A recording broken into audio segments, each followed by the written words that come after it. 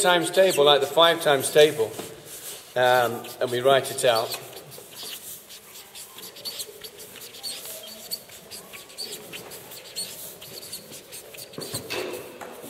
I'll change them in a minute.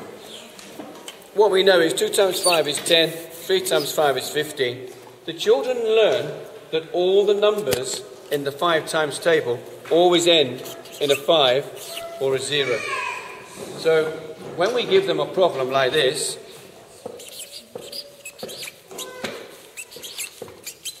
they know that that's going to work.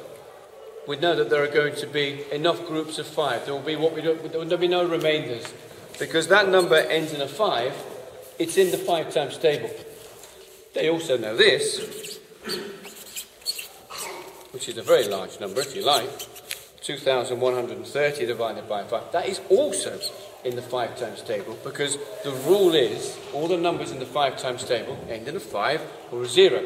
However big the number is, it always happens. When they know the times tables, and they know their times tables up to, normally up to 12 in Key Stage 2. So if we take the 6 times table like that,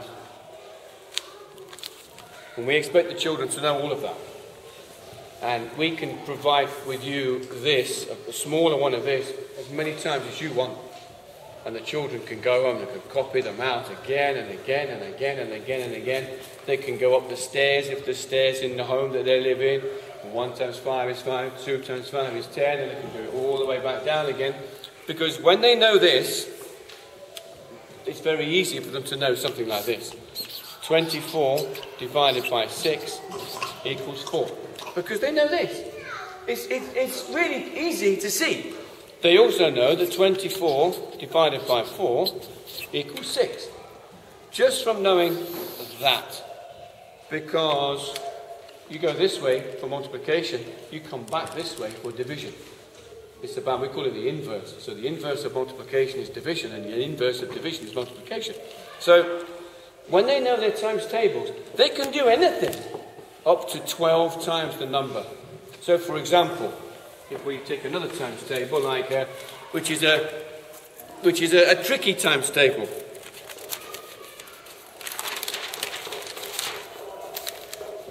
And it's a tricky one because there's nothing that comes before it. The 6 times table is double the 3 times table, and the 10 times table is double the 5 times table, and the 4 times table is double the 2 times table. There's nothing that comes before that. It stands by itself, and they have to learn this. So what I'd like you to try and do, if you can, is not if you can, I know you can, I do.